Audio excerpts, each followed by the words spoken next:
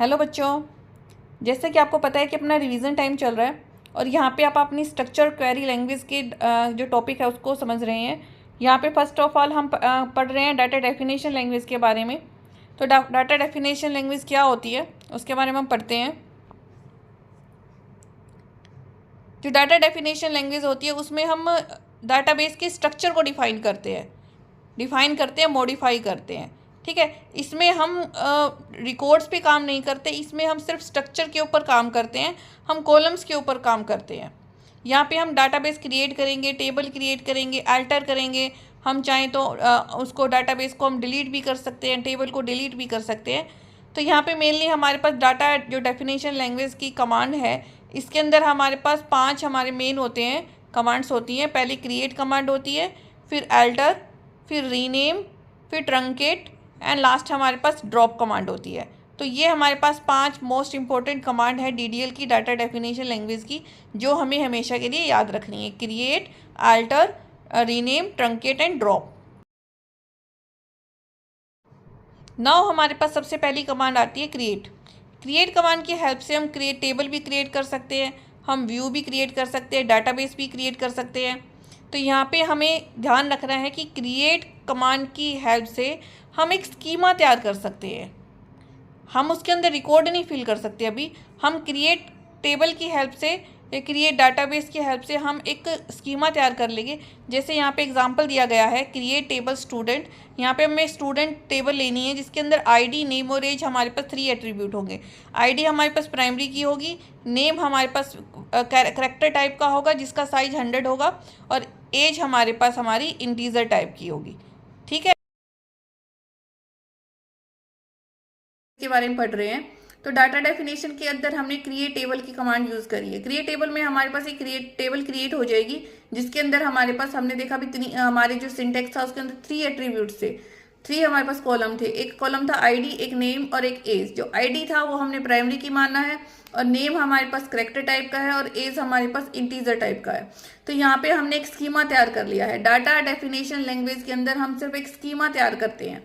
तो यहाँ पे हमने स्कीमा तैयार कर लिया है। डाटा मैनिपुलेशन लैंग्वेज के अंदर हम आगे इसके अंदर रिकॉर्ड फिल करते हैं। बस यही डिफरेंस है डाटा डेफिनेशन और डाटा मैनिपुलेशन का, कि डाटा डेफिनेशन में हम स्कीमा तैयार करते हैं, हम कॉलम के ऊपर काम करते हैं। अब आती है हमारे पास अल्टर कमांड। अल्टर कमांड की हेल्प से हम डाटाबेस को या टेबल को मॉडिफाई कर सकते हैं। हम चाहते हैं तो हम कोई कॉलम को ऐड करना चाहें, हम ऐड भी कर सकते हैं। अगर हम चाहें कि हम कोई कॉलम रिमूव करें तो रिमूव भी कर सकते हैं। तो अल्टर कमांड की हेल्प से हम कॉलम ऐड और रिमूव कर सकते हैं। हम जो हमारे पास स्कीमा है उसके अंदर चेंजेस कर सकते हैं, मॉडिफाई कर सकते हैं उसको।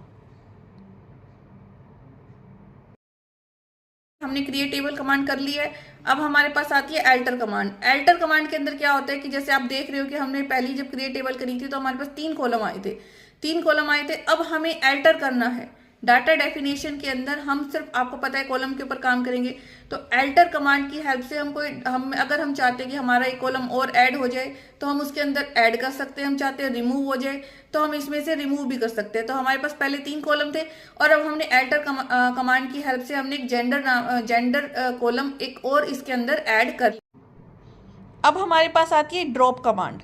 ड्रॉप कमांड की हेल्प से हम टेबल को ही डिलीट कर सकते हैं। पूरी टेबल को ही हम अगर डिलीट करना चाहते हैं, मान लीजिए जैसे हमने भी स्टूडेंट टेबल बनाई थी, हम चाहते हैं उस टेबल को ही डिलीट मार दे, तो हम उसके लिए हम ड्रॉप कमांड का यूज़ करेंगे।